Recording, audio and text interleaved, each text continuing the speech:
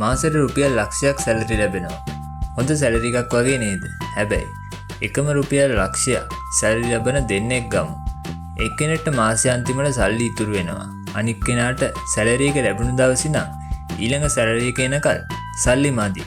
Loan එකක් තියෙනවා, credit card එකක් තියෙනවා, හැම මාසෙම ඉන්ස්ටෝල්මන්ට් ගෙවනවා. ඒ සැලරි එක රුපියල් ලක්ෂයයි. ඉතින් ප්‍රශ්නේ රුපියල් ලක්ෂයක් ප්‍රමාණවත් නැති එකද? අද බලමු. සැලරි එක වැඩි වුණත් සමහරු තාමත් ෆයිනෑන්ෂියලි ස්ට්‍රගල් කරන්නේ ඇයි කියලා.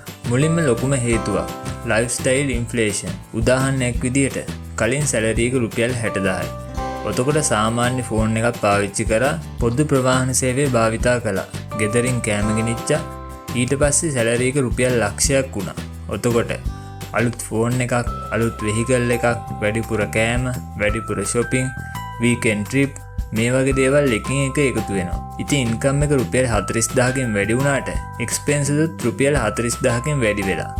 අන්තිමට සැලරි එක වැඩි වුණාට ෆයිනෑන්ෂියල් ලයිෆ් එක වෙනස් වෙලා නැහැ. දෙවෙනි හේතුව ණය.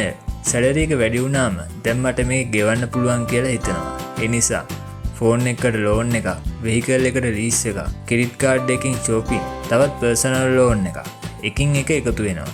හැබැයි අපිට අද ගෙවන්න පුළුවන් කියලා ගත්ත ණය හෙට අපේ සැලරි එකෙන් කොටසක් අරගෙන යනවා. රුපියල් ලක්ෂයක් ලැබුණත් එකෙන් කොටසක් කලින්ම වෙන වෙන තැන්වලට වෙන් වෙලා ඉවරයි. තුන්වෙනි හේතුව මේ මාසෙ වේදම් කරලා ඉවර වෙලා ඉතුරුනොත් ඉතුරු කරනවා.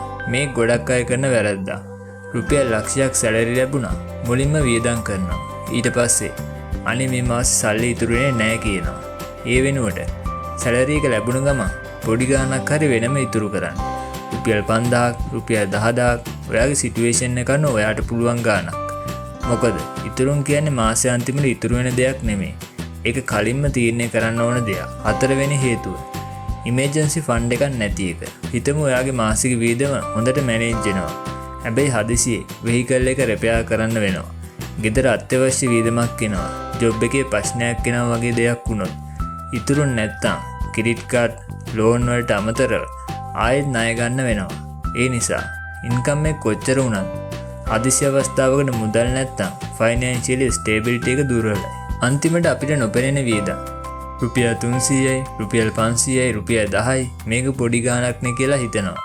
කොෆි එක, ෆුඩ් ඩෙලිවරි charge එක, සබ්ස්ක්‍රිප්ෂන්, ඔන්ලයින් shopping මේ වගේ එක එක බැලුවාම ලොකු දෙයක් වගේ පේන්නේ නැහැ. හැබැයි මාසෙ පුරා එකතු කරාම ලොකු මුදලක්. ඒ නිසා හැම වියදමක්ම නවත්තන්න ඕනේ නැහැ. හැබැයි ඔයාගේ සල්ලි කොහෙද යන්නේ කියලා දැනගන්න ඕනේ. ඉතින් රුපියල් ලක්ෂයක් සැලරි එක ලැබුණා කියලා ඔයාගේ ඔටෝමැටිකලි ෆයිනෑන්ෂියල් ස්ටේබල් වෙන්නේ නැහැ.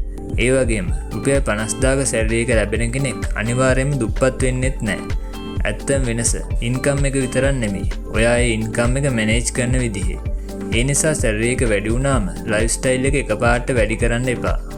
අනවශ්‍ය ණය අඩු කරන්න. මුලින්ම ඉතුරුම් කරන්න. ඉමර්ජන්සි ෆන්ඩ් එකක් හදන්න.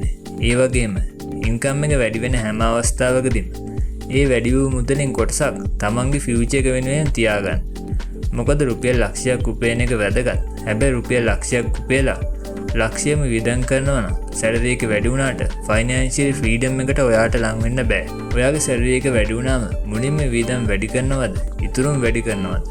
කමෙන්ට් එකේ කියන්න. Personal finance, money management, business and financial freedom ගැන ප්‍රැක්ටිකල් වීඩියෝස් බලන්න අපිව සබ්ස්ක්‍රයිබ් කරන්න. අපි ඊළඟ වීඩියෝ එකෙන් හමු වෙමු.